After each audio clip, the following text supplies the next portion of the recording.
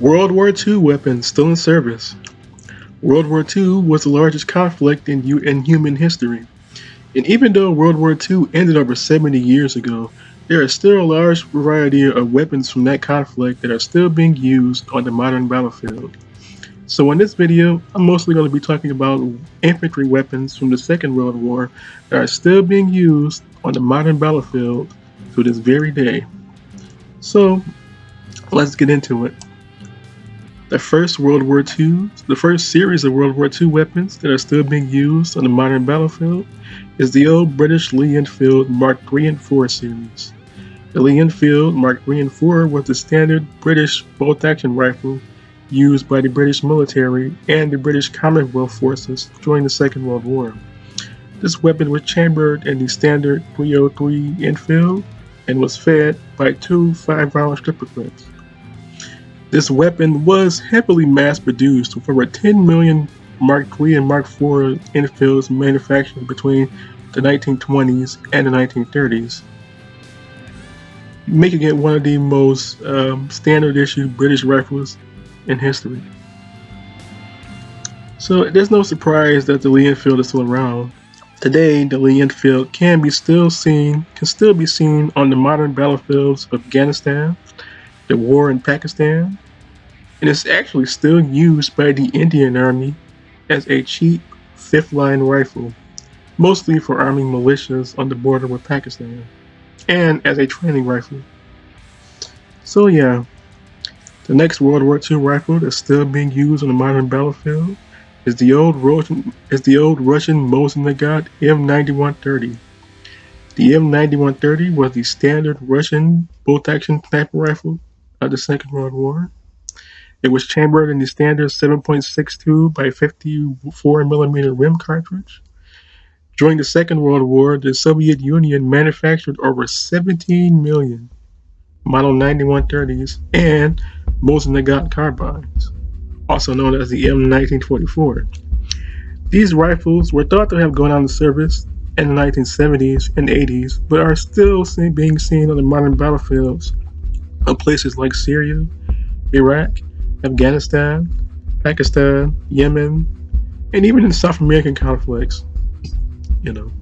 Even in the current political crisis happening in Venezuela, the Mosin-Nagant M9130 and M1944 carbines are still being seen in the hands of various Venezuelan paramilitary forces.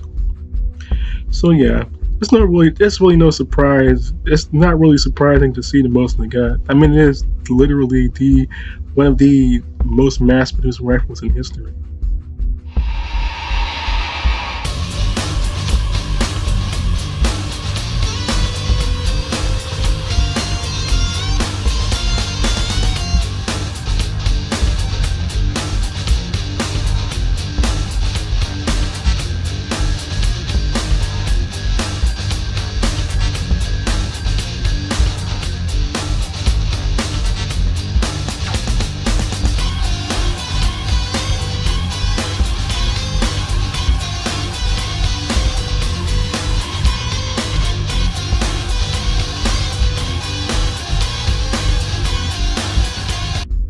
The next World War II era rifle that's still being used on the modern battlefield is the German Karabiner 98K. The Karabiner 98K, also known as the Kar 98, was the standard German rifle of the Second World War. This weapon was chambered in the 7.92 by 57mm Mauser. It was fed by a 5-round internal magazine. This weapon is pretty much the most iconic weapon to have been used by the German Wehrmacht and the SS battalions, along with the various pro-German volunteers from other European countries. Today, this rifle can still be seen on the battlefields of Iraq, the battlefields of Ukraine, the battlefields of Syria, and even in some African conflicts. During the Second World War alone, the Germans manufactured over 8 million Mauser Model 98K carabiners. So yeah, one of my favorite German rifles of all time also. The next rifle on the list is the French MAS-36. The MAS-36 was one of the standard French bolt-action rifles of the Second World War, and was pretty much the second most common, or the third most common, rifle used by the French military during the Battle of France in 1940. This weapon is chambered for the 7.5 by 54mm French cartridge. It was also fed by a 5-round, which also fed from a 5-round internal magazine. This weapon was used throughout World War II by the French military before the fall of France. It was even used by the German military as a cheap 4th/5th line rifle. Today, these rifles can be seen on the modern battlefields of Africa, like in the Congo region and in Senegal. They can also be seen in places like Syria, in the hands of pro-government rebels, and even in the hands of the Kurdish-led SDF.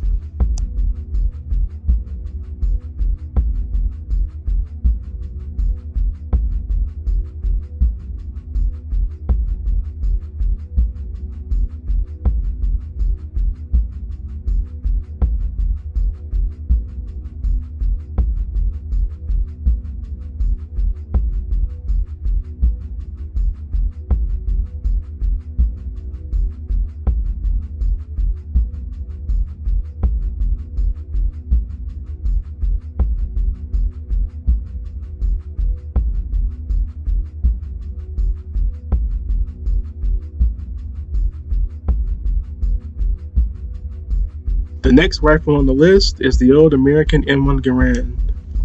The M1 Garand was the standard American rifle of the Second World War. The M1 Garand, unlike the previous rifles, was a semi-automatic rifle, or is a semi-automatic rifle. This weapon is chambered for a .306 Enfield. This weapon is fed by an 8-round E-block type magazine, and this weapon was pretty much the best of the simple to produce American weapons of the Second World War. This weapon was not only used by the US during World War II, but it was also issued to some British troops. They were also used by the Chinese nationalists and by the Canadian Army. The M1 Garand entered service with the US Army around 1935 and 1936. The M1 Garand did serve the US military throughout World War II, and even some Cold War conflicts like Vietnam and Korea. The M1 Garand was thought to have been taken out of service in the 1970s, but still appears on the battlefields of Yemen, the battlefields of Pakistan, and even in some of the minor border clashes or internal clashes within Lebanon. The M1 Garand has also appeared in Mexico, of all places. So yeah, it's nice to see the old M1 Garand still having some usage, even though it's clearly outdated, over 70 years beyond its service length. So yeah, the next World War II rifle to be seen on the modern battlefields is one of my favorite guns, the old Soviet SVT-40. The SVT-40 was the standard Russian semi-automatic rifle of the Second World War. This weapon was chambered for the same cartridge as the Mosin Nagant, the 7.62 by 54mm rim, and it was fed by a 10-round magazine. During the Second World War, the Soviet Union mass-produced some 2.6 million SVT-40s in all. This rifle was known for its accuracy and for its reliability, at least in earlier models. Some later models did have some jamming and mechanical issues, but they were all phased out before the end of the war. The SVT-40 served the Soviet Red Army up until the 1950s, where it was replaced by the SKS and later SVD Dragunov series of semi-automatic rifles. The SVT-40 can still be seen rarely on the battlefields of Ukraine and on the battlefields of Yemen in the hands of Houthi rebels. It's kind of odd seeing the SVT-40, but then again, the Russians manufactured millions of them, so they will pop up from time to time, every now and then.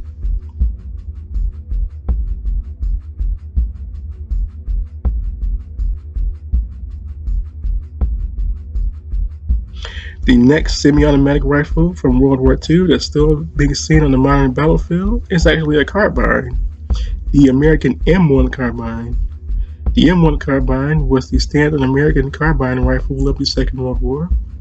This weapon was known for its lightweight and portability. This weapon was chambered for the .30 carbine cartridge, which is pretty much just a large pistol cartridge. The M1 Carbine was pretty much one of the cooler American weapons of the Second World War, especially its later iterations in the M2 and M3 carbines, which were select fire. The M1 Carbine served the U.S. military from around 1941 up until the end of the Vietnam War in 1972, with the U.S. Army, but continued to be used by South Vietnam until 1974 when South Vietnam collapsed.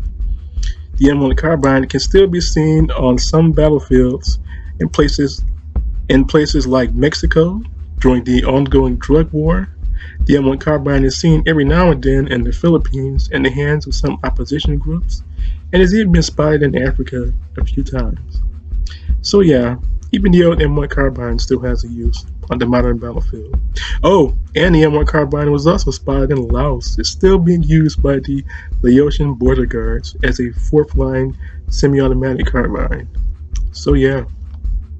Another even rarer semi-automatic carbine to be spotted from the Second World War was the limited production SKS-45. The SKS-45 was a limited production semi-automatic carbine designed by the Soviet Union. It was the first variant of the famous SKS series. This weapon was designed between 1943 and 1944, and before the end of the war, some 15,000 had actually been fielded during the battles of Germany. This weapon was used by the Soviet Union, so yeah. This is also the first weapon to be chambered for the 7.62 by 39mm M43 cartridge, a round that was famous in the AK-47 series. Today, the SKS-45 can only be seen on some African battlefields, and even on the Ukrainian front. These original SKS are really rare, only about 50,000 were ever made, before the more standard issued version of the SKS entered service in 1947. So yeah, now we enter the submachine gun round. During the Second World War, submachine guns was pretty much the better or the cheapest of the fully automatic weapons. Being chambered for pistol cartridges made them much easier to mass produce. And so let's get into the first submachine gun from World War II that's still being spotted on the modern battlefield is the American M1A1 Thompson. The M1A1 Thompson was pretty much a simplified version of the original model 1921 Thompson submachine gun. This weapon was the standard American submachine gun until the introduction of the M3 grease gun. The M1A1 Thompson was used by the U.S. military from the late 1930s up until 1971, where it was finally phased out for weapons like the Car-15 and later M4 series of automatic carbines. So yeah, and it could even be seen from time to time on the battlefields of Syria, most likely given to Syrian rebels/jihadists by the Turkish military, because during the Cold War, the Turkish military had purchased some 150,000 Tommy guns, which were used up until the 1990s. So I'm not surprised to see the Tommy gun in the Middle East. So yeah, another World War II submachine gun to appear on the modern battlefield is the old Italian Beretta M1942. The M1942 was pretty much a simplified version of the M1938 with Shishto Karabiner. This weapon was chambered for 9mm parabellum and was pretty much the sixth most common submachine gun in the Italian army during the Second World War. Not many were made, only about 6,000 were produced. These weapons have appeared in Syria in the hands of opposition fighters, and that's really the only place where these weapons have appeared. The ones in Syria have clearly been further modified, having their bust stocks cut off, but still, it is a World War II vintage weapon at the end of the day. The next World War II submachine gun to appear on the modern battlefield is the old German MP40. The MP40, or the Maschinenpistolen-Schmeisser MP40, was the standard German submachine gun of the Second World War. This weapon was chambered for 9mm parabellum and was fed by a 32-round box magazine and had a rate of fire of 450 rounds per minute. It was known for its accuracy and reliability. This weapon can still be seen on the modern battlefields of Iraq, Syria, and the Ukraine. In Iraq, the MP40 is used as a cheap training submachine gun for Islamic State militants, or ISIL militants. They're also spotted every now and then in Syria. The MP40 in Ukraine is used by Ukrainian nationalist or ultra-nationalist militias like the Azov Battalion, for example. So yeah, the old MP40, even after 80 years, is still a modern battlefield, though it's not surprising. I mean, the MP40 is chambered in 9mm parabellum, the most common pistol cartridge on Earth, and it also was developed by the Germans, so yeah. It is kind of strange seeing the MP40 in the hand of child soldiers in the Islamic State, but I'm pretty sure Hitler would be rolling in his grave if he found out that his favorite submachine gun, the Schmeisser, is now being used by radical jihadists. Just amazing. The next World War II submachine gun that's still being used on the modern battlefield is one of my favorites, the PPSH-41. The PPSH-41 was the standard Soviet submachine gun of the Second World War. This weapon was chambered for a 7.62 by 25mm Tokarev and was fed by either a 30-round stick magazine or a 71-round drum. This submachine gun had a maximum rate of fire of 1,200 rounds per minute, as fast as a German Mg42. The PPSH-41 served the Soviet Red Army from 1941 up until the 1980s, where it was finally phased out for more newer submachine guns, like the Ptr gun, for example. The PPSH-41 still appears on pretty much most third world countries, or even most second world countries. For example, in the ongoing conflict in Ukraine, in the hands of both pro-Ukrainian and anti-Ukrainian forces. It also has appeared on the Iraqi battlefields, or on the battlefields of Iraq, in the hands of both Iraqi government forces, and in the hands of opposition parties, including ISIL and the Iraqi Ba'ath Party loyalists. The PPSH-41 was even used by some American troops during the initial Iraq War in 2003, before the American pullout in 2011, and has even been seen in the hands of American advisors who are stationed in Iraq now since 2013, since the rise of the Islamic State.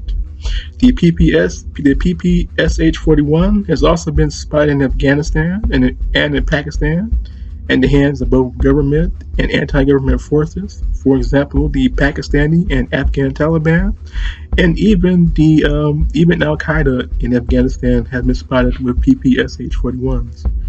It's no surprise. I mean, the Russians did produce over 6 million PPSH-41s, so yeah, these are pretty much one of the more common submachine guns from that conflict to appear on the modern battlefield. In fact, it is the most common World War II submachine gun to still be appearing on the modern battlefields up to date. So yeah. The next World War II submachine gun to appear on the modern battlefield is the Soviet PPS-43.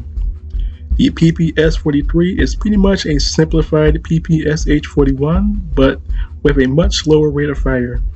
The only difference between this gun is it was fed really only by a box magazine, the same 35-round box magazine used on the PPSH-41. Its rate of fire was reduced to just 600 rounds per minute, which was good enough.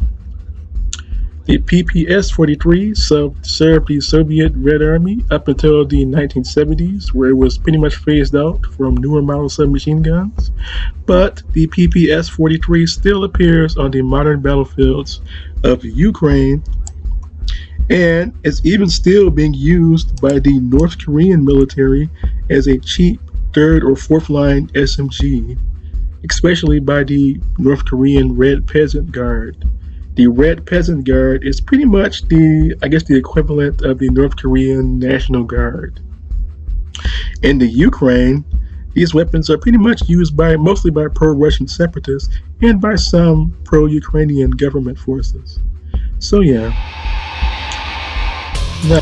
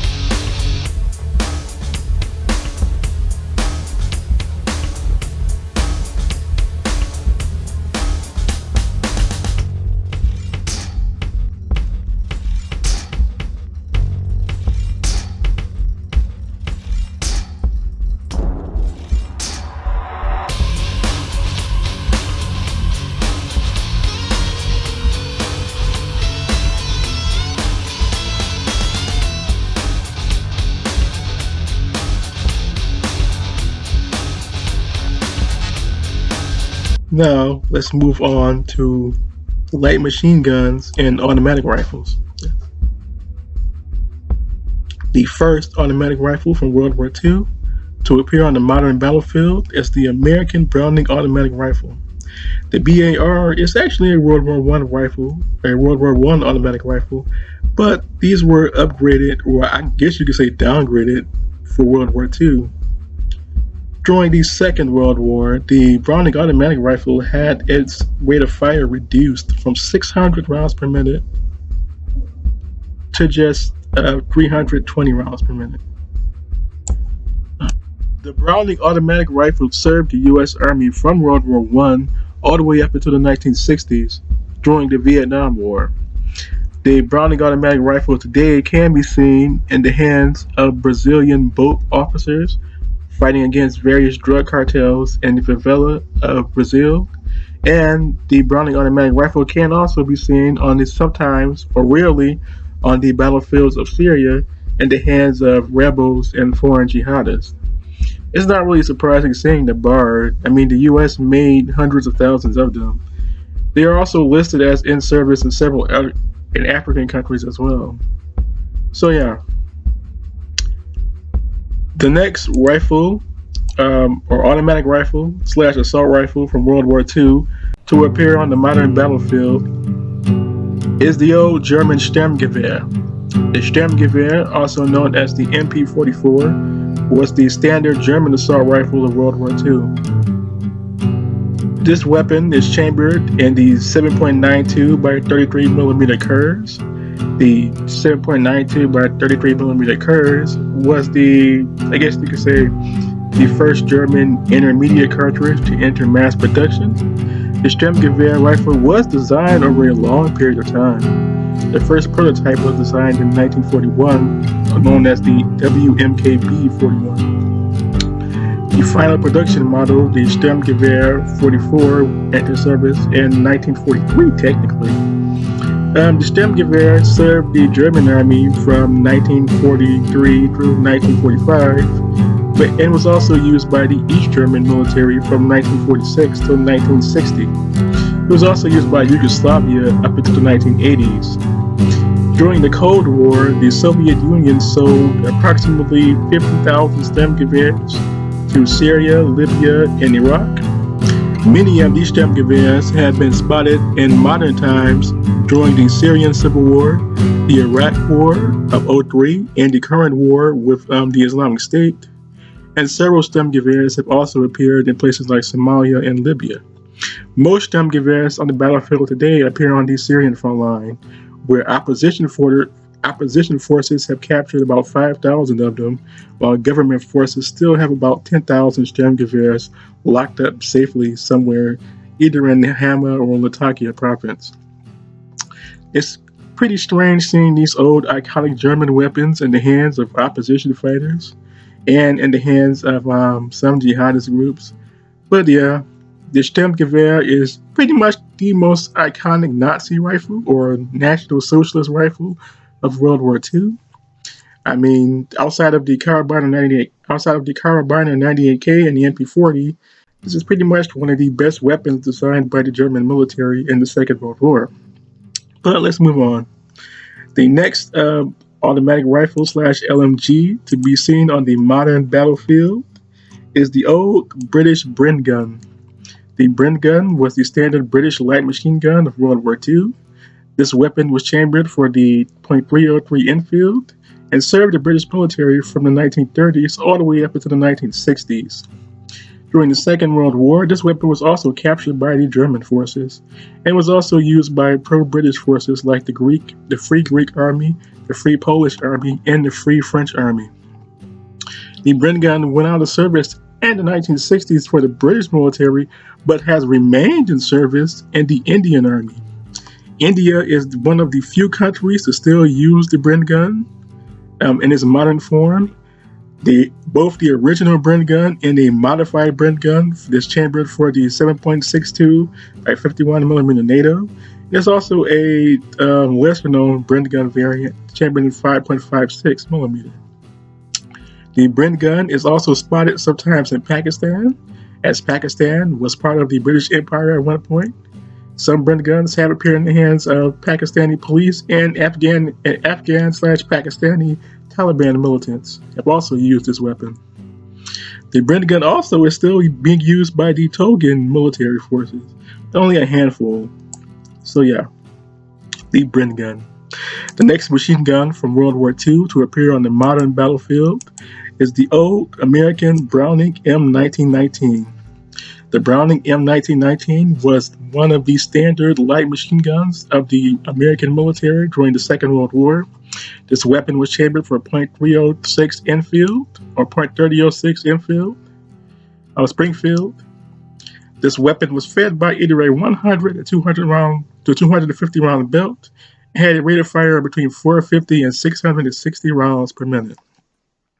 This is one of the more iconic machine guns used by the American forces in World War II. This weapon was in service from 1919 and is actually still in service with a few countries. The Libyan military still uses the Browning M1919. Many of these were purchased during the pre-Gaddafi era and are now still being seen on the Libyan front line in the ongoing civil war there. The M1919 was also used by the Turkish military, and many of these Turkish Browning M1919s have been illegally sold to various Syrian opposition groups during the Syrian civil war. The Browning M1919 has also appeared on the Brazilian front, in both Brazil and in Argentina in the hands of drug cartel members, as those countries also purchased M1919s during the time where they were still in service with the U.S. military. So yeah, the old M1919 is still being used to this very day. Another World War II light machine gun, or another iconic World War II light machine gun that's still in use, is the old Czech ZB26 and Czech ZB30. The ZB26 and ZB30 were Czechoslovakian light machine guns designed in 1925 and in 1928, respectively. These weapons were pretty much like the Bren Gun, except they predate the Bren Gun by a few years. These weapons were chambered for a 7.92mm Mauser, the same cartridge used in the German Mauser rifle. And these machine guns served the Czech military into the 1950s when they were finally replaced by Czech weapons that are based on Soviet weapons. Today, the ZB-26 can still be seen on the battlefields of the Ukraine, rarely in the hands of pro-Ukrainian forces, and in Peru. It's a pretty rare weapon. I'm not really surprised to see it in Peru, as it was one of the countries that purchased Czech ZB-26 machine guns during the 1930s and 40s. So yeah. The next World War II light machine gun to appear on the modern battlefield is the iconic Soviet DP-28.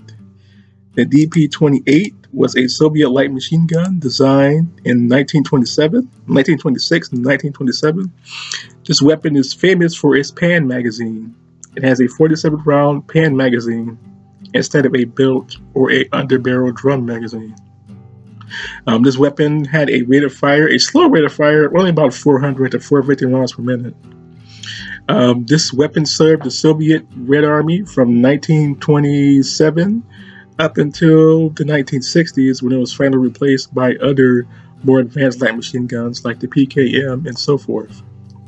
Today, the DP-28 still appears on the modern battlefields of Libya, on the battlefields of Syria, on the battlefields of Ukraine, and on the battlefields of Libya and Yemen, and in the Yemen Civil War. It has also appeared on some African battlefields, like, for example, the war in Liberia back in the early 2000s. But this video is for weapons that are on the battlefield today. So, yeah, I'm not surprised to see the DP-28 either. I mean, it was the most mass-produced Soviet light machine gun of the 1930s and 40s. So. And these things were made to last at least 100 years. Hasn't been 100 years since World War II, so yeah. On the Ukrainian front, the DP-28 is pretty popular with both pro-Russian separatists and Ukrainian National Guardsmen. So yeah, even in the Ukraine, the old DP-28 still has a life.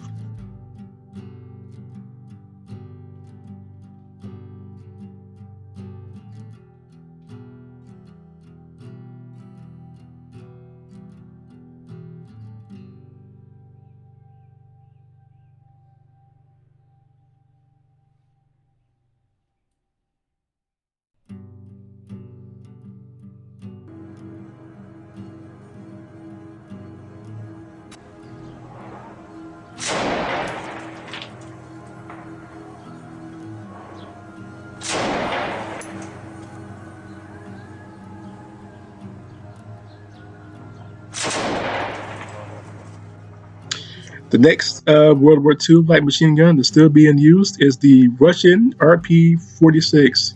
The RP-46 was a modified version of the DP-28, being fed by a belt rather than a drum or pan magazine. This weapon had an increased rate of fire of around 600 to 700 rounds per minute.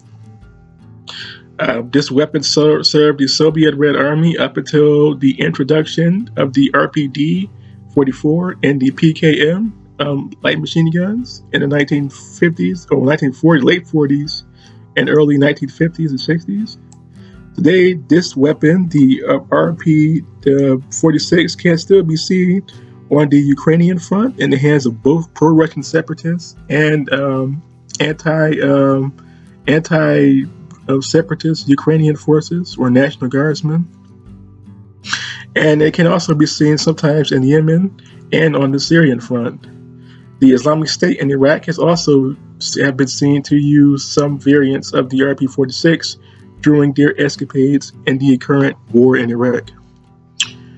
Another World War II light machine gun, which I didn't even know was still in use, is the old German Mg34. The Mg34 was a German light machine gun designed in 1930/1933. and was actually a German version of the Austrian Solothurn Mg30 light machine gun. This weapon is chambered for a 7.92mm Mauser and is fed by either a 100 to 250 round belt magazine. During the Second World War, this was pretty much the most common German LMG until the introduction of the Mg42.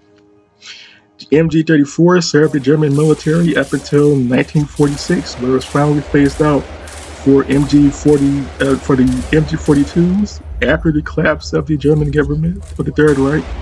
And the next light machine gun from Nazi Germany to still be used on the modern battlefield is the update to the Mg34, the Mg42. The Mg42 was pretty much the German replacement for the Mg34. This weapon, iconically known as Hitler's buzzsaw, was the standard light machine gun for the German Wehrmacht and what later Waffen-SS units from 1942 until the end of World War II. The Mg42 also served a variety of other countries, including Yugoslavia. They were also sold to Syria, Libya, Iraq, and they were sold to several African countries too, like Angola and Zimbabwe. They were even used by the Viet Cong during the Vietnam War, along with Mg34s. Today, the Mg42 can still be seen. Both the Mg42 and Mg34 can be seen on the Syrian front lines during the Syrian Civil War. They can also be seen in the Ukrainian conflict in the hands of both pro-Russian separatists and anti-Russian Ukrainian forces. They've also been spotted in Iraq in the hands of both Islamic State militants and some pro-government forces and some Kurdish separatist forces. So yeah, the Mg34 and Mg42 were pretty much the most iconic German light machine guns of the Second World War. In fact, they were really the only German light machine guns. There were a bunch of prototypes and limited production guns, but these were pretty much the standard issue. The next weapon from World War II to appear on the modern battlefield is the old Soviet Ptr D41. The Ptr D41 was a Russian bolt-action anti-tank rifle designed in 1939. This weapon fired a large caliber 14 by 115mm anti-tank round. This weapon was pretty much the standard Soviet anti-tank rifle of World War II until the introduction of the Ptr S41. The Ptr D41 served the Soviet Red Army up until the end of World War II, where it was pretty much phased out for the Ptr S41. This gun can still be seen in the ongoing Ukraine conflict. That's really it. I haven't seen it on any other battlefield. In Ukraine, it's used by the pro-Russian separatists mostly, as at the beginning of the Ukrainian conflict, the pro-Russian separatists didn't have a lot of anti-tank weapons, so the PTRD really came in handy. The next gun is the Ptr S41. The Ptr S41 is pretty much the semi-automatic variant of the Ptr D41. The Ptr S41 entered service in 1941. This weapon fires from a magazine rather than a single-shot bolt-action system seen on the earlier Ptr D41. This weapon is chambered for the same 14mm cartridge, 14.5 by 115mm cartridge. The semi-automatic factor of this gun is terrifying. Just imagine someone sniping at you with a Ptr S41. One round and you're gone. And this weapon is mostly seen on the Ukrainian front or during the ongoing Ukrainian conflict. Mostly in the hand of pro-Russian separatists, but it's also used by some Ukrainian National Guardsmen and ultra-nationalist militias. The Ptr S41 is also spotted in the Syrian Civil War in the hands of opposition and some pro-government fighters and some foreign fighters fighting for the Syrian government forces. That's really it. I haven't really seen the Ptr S or the Ptr D41 on any other front line outside of Ukraine and Syria. So yeah.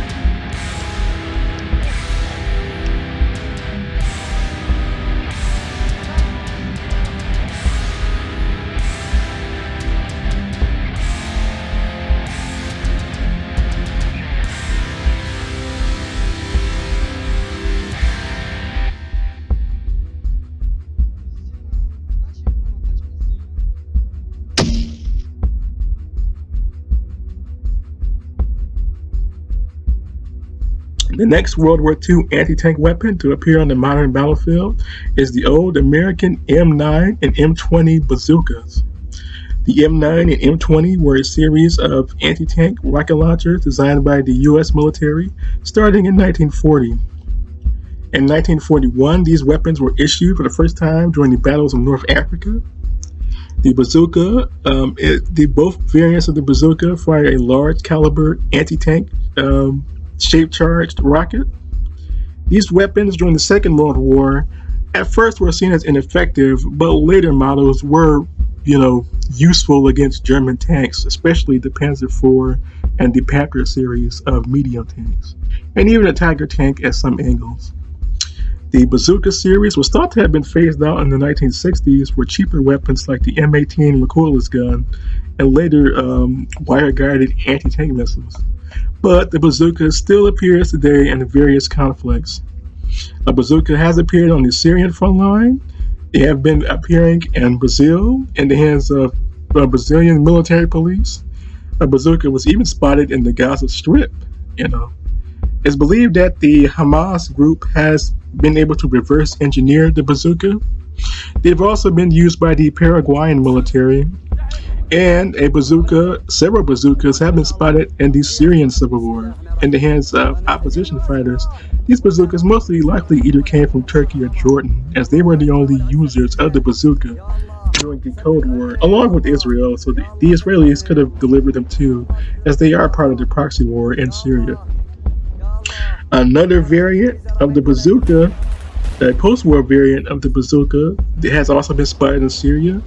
The Belgian blindside was pretty much the Belgian version of the bazooka designed at the end of World War II. That has also been spotted on the Syrian front line. So that's kind of a bonus, but it's not really a World War II weapon. The next World War II weapon to appear on the modern battlefield is the German Panzer Trek. The German Panzer Trek was the standard German anti-tank weapon of World War II, or rocket launcher-based anti-tank weapon, rocket-based anti-tank weapon of World War II. This weapon fired a large 88mm rocket capable of penetrating pretty much any Allied tank at that time. The Panzer Trek is one of the more iconic weapons used by the Nazi German army, or the Wehrmacht/SS, and the other volunteer groups like the Volkssturm or the People's Militia. The Panzer Trek was thought to have gone out of service in the 1960s. The last country to use the Panzer Trek officially was the Yugoslavian People's Army, before it was replaced by the M60 recoilless gun. But the Panzer Trek has appeared in at least one photograph from the ongoing Ukraine conflict in the hands of a pro-Ukrainian National Guardsman, or what looks like he could be an Azov member. For those of you who don't know, the Azov Battalion is kind of like a neo-Nazi militia operating in Ukraine, and they have been seen using some World War II weapons like the Sturmgewehr. So I wouldn't be surprised if they managed to find some ammunition for a Panzer Trek, as the Ukrainians did store a lot of captured German World War II weapons and various ammunition caches throughout Ukraine. Another World War II weapon, a late World War II weapon, it wasn't actually used on the battlefield, but a late World War II weapon that still appears on the modern battlefield is the old Soviet Sg-82. The Sg-82 was pretty much the Soviet knockoff of the German Panzer Trek. This weapon was a heavy rocket launcher, or a heavy anti-tank rocket launcher, but it wasn't designed until 1945, and it only saw use at the very, very end of the war, if even that. That is just a rumor, so I don't know if that's factual or not. But since it was designed in 1945, that's the only reason why it's on this list. The Sg-82 was used by the Soviet military up until the introduction of the RPG-1 series of shoulder-fire anti-tank weapons, and later the RPG-2, which was pretty much the standard Russian anti-tank rocket launcher or recoilless gun up until the 1960s. Today, the Sg-82 can be seen in Mali, in the hands of the Malian military, and has also been seen in Afghanistan on a few occasions in the hands of both pro-government and Taliban forces. Another World War II anti-tank weapon to appear on the modern battlefield is the old American M18 recoilless gun. The M18 recoilless gun was pretty much a cheap weapon meant to replace the old Bazooka series. This weapon was chambered for a 57mm anti-tank recoilless round. It didn't enter service until late 1944, and it was mostly used on the Pacific Front or during the battles between the Americans and the Japanese. The most significant battle this weapon was used in was the Battle of Okinawa. It was also used in some minor last-ditch battles against the German military during the American invasion of Germany on the Western Front. But other than that, that was pretty much it. The M18 remained in service for a number of years up until the Vietnam War, where it was finally replaced by weapons like the M67 and M72 Law series of light anti-tank weapons. Today, the old M18 recoilless gun is actually still in service with the Burmese/Myanmar army, and it's also been used in the ongoing civil war in Myanmar. That's the only country I can find this weapon still being used in. So yeah, I guess that's it. These aren't all of the weapons that are used in World War II. In fact, this isn't even the full video. I am working on a larger video project called World War II Weapons Still in Service, and it will include everything from World War II infantry weapons, World War II tanks, artillery guns, hand grenades, you name it, even uniforms that are still being used on the modern battlefields. So I guess you can consider this part 2 of the series, as I already did a video called World War II Tanks Still in Service. So it's going to take me at least another month to finish this video. The entire video is going to be like an hour long, probably, because I still have to finish World War II aircraft that are still in service. I'm already done with artillery and tanks. So once I finish aircraft, I'll have to narrate that one, and I'll make it one large documentary. Okay? So what are your thoughts? Put them in the comment section below, and until next time, this was J-Man Time, signing off.